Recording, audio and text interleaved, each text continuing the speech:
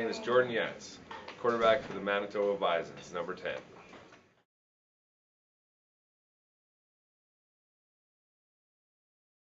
My mom for sure.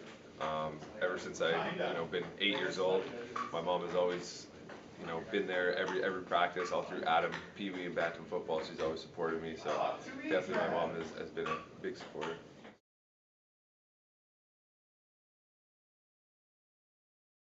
Yeah, all growing up, I played soccer and baseball. Um, Played baseball from age 10 to about 16 years old, and then decided to stick with football after that. Would you consider any other sport over football? Why or why not? As of right now, no. Had some success in football, and it's obviously I think the best organized sport that someone can play, and every other sport it isn't nearly as fun as football. So.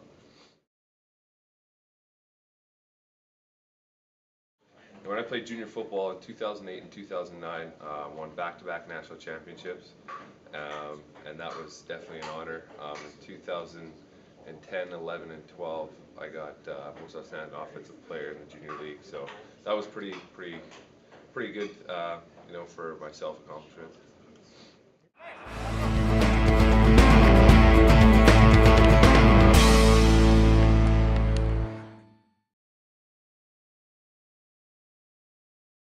I definitely don't think I would be where I am today. I don't think I'd be in Winnipeg. I think I would have been by now a tradesman, electrician, or something like that. So I don't think I definitely would be a football player living in Winnipeg. I'd probably be a tradesman, still living in Regina, where my hometown is.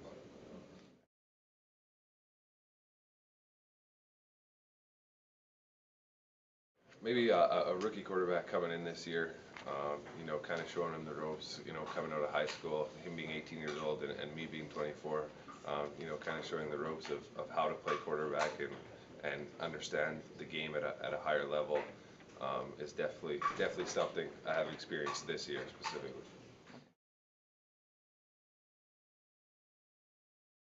Most definitely, it's one thing. Being the quarterback, having something on your resume like that is definitely an honor. When you go and apply for jobs and they see that you're the quarterback and you're a big people person and the leadership role kind of does help you out like that in that respect. So it's been pretty well that way. So you're looking to apply for, a position in CFL or NFL? Yeah, absolutely. It's always something that is a little gift that not many people have on their resume. Just as any football player, it's a team game, and I think any football player that goes applies for a job is definitely a team player. Do you have a particular team in mind that you want to be in? Well, I'm originally from Regina. It'd be a lifelong dream to play for the Saskatchewan Roughriders, but who knows? I mean, that's just above and beyond me.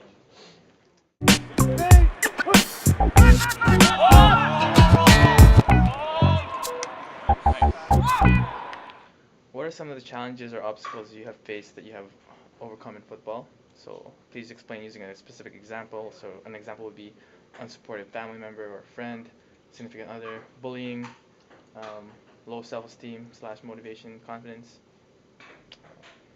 Absolutely. I think injuries definitely do hold you back a little bit, and I think you may say a significant other may have an impact when someone leaves you or something like that. So that's just kind of what it is. All right. Waking up, starting the day. I'm enrolled in all online classes this year, so waking up, checking the email, checking the accounts, and seeing what I have to do as far as schools are concerned. And then, basically we're here at the facility at 2 o'clock for a workout. Workout from 2 to 3 o'clock. You got a 1 hour break, and then you're here at 4:30 for meetings. 4:30 for meetings. You're on the practice field at 6 o'clock. On the field from 6 to 8. Therapy and shower down, and you're home by 9:30, 10 o'clock. So that's kind of the day in a nutshell. Absolutely. I think football will always be a part of my life. I think that I did coach football. I coached a Pee Wee team back 2 years ago, and it was the best experience I've ever experienced in my life. It's exciting, and it's definitely good to give back. It's a good feeling. What are your main concerns in your future as a football player? Just to embrace the moment and live in the moment and do the most that I can from what's in front of me. Challenge anything that's in front of me and kind of move forward in that direction.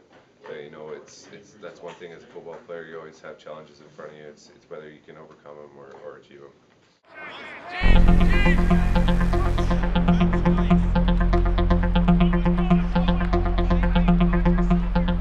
How do you balance school and football, and how do you balance life around football?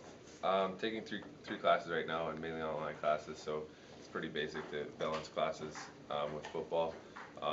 Basically right now, during the season's pretty short, so football's the main priority for me right now. Obviously school is there as well, and you know, football is my life and it just falls into my life, so it's kind of the way she goes. Okay. With that being said, what are some successful techniques that have worked for you in terms of balancing everything? Definitely, I mean, I've been playing football since I've been 8 years old and been playing amateur football since 2008. So it's definitely one thing that I chose to do, and it's when you enjoy it and when you have fun doing it, it's pretty easy to balance your time. You know, having fun doing something, it's never an issue to wake up and go play football. So it's a fun thing to do. Do you have any other commitments, such as a part-time job or volunteer position, and how has this impacted your ability to perform in both football and school? Yeah, in the second semester last year, I worked at a group home. So I did overnights, I did nights, and I did some days as well, just kind of a part-time gig, and it was awesome. It was good. It was you know, helping some kids that are in need and stuff like that. But you know, in that respect, you know, sometimes you have to balance your time and only, you know, do what you can at certain times. So you know, spend so much time on school and football and work also at that point. Nope. I try not to live with any regrets.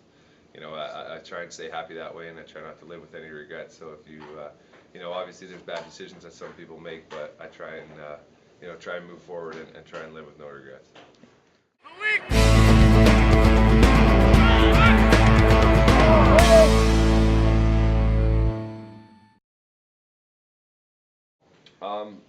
My best moments, I think, in my entire football career would be winning a national championship in 2008 and 2009.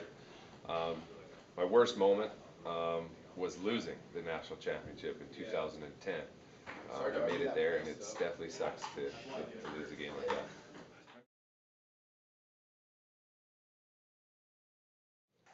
Train and well, last off season was school, getting eligible for football and stuff, and training, working, and most of all getting ready for the upcoming season.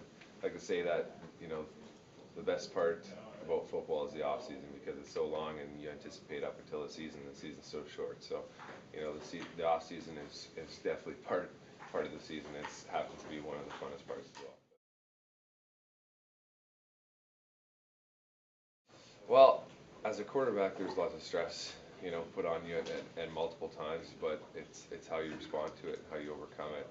Defining it in my position would be, you know, being down in a game, for example, and having to come back. But it's how you overcome those moments, and it does feel good when you do overcome them. So that's kind of stress in my regard.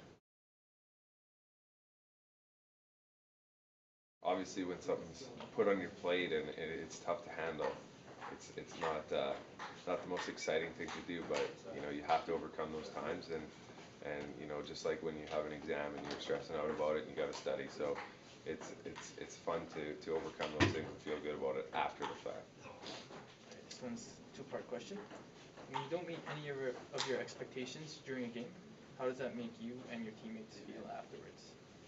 It definitely, you know, obviously makes you feel down and feel that, you know, you didn't do something that you could have accomplished. And you know, in my position, if I don't do my job, I feel that I've let my team down. So when you don't, you know, have success at your full potential, it definitely is a downer. But it's how you overcome overcome those things and fight adversity and become better from those circumstances. Okay. How does that affect your future practices or games? I think it will affect, the future practices and games, obviously, of course, because you don't want to get to that point again. Your team's got to, overcome that and be better in practice and everything that you do, coming up to the next game and respond to it. Mm-hmm. Have you ever seen a sports psychologist or someone similar to a sports psychologist? Not specifically, nope. Nope.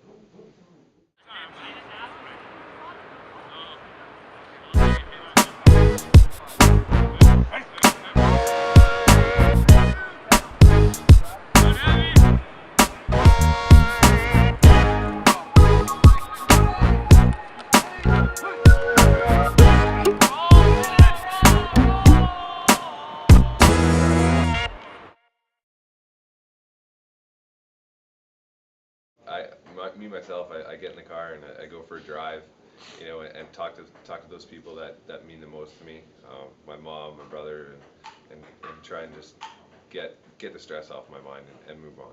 Okay, so you would say that the talking part is a good psychological way. Absolutely, talking really to my mom and or brother or dad or whatever it is, but people that are close to me for sure.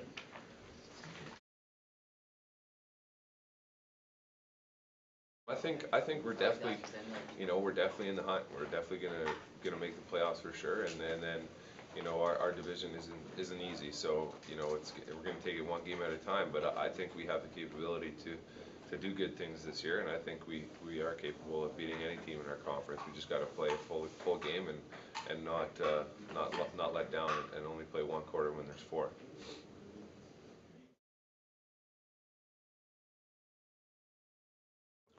I think, me myself, being 24 and playing football for so long, being around the guys and being around, in the football environment, that's motivation itself. But definitely seeking your opponent and studying your opponent and getting ready for your opponent. And when game day comes on and you wake up and the butterflies are there, it's something that's exciting for you. And just being around this group of guys is something special, and not very many people get to experience it when there's a bunch of people all fired up right before the game and bouncing around, and everybody gets that tingly feeling. So motivation for me to play football is really, really simple. It's always something that's there for me, and it's something that I strive off of. So it's fun.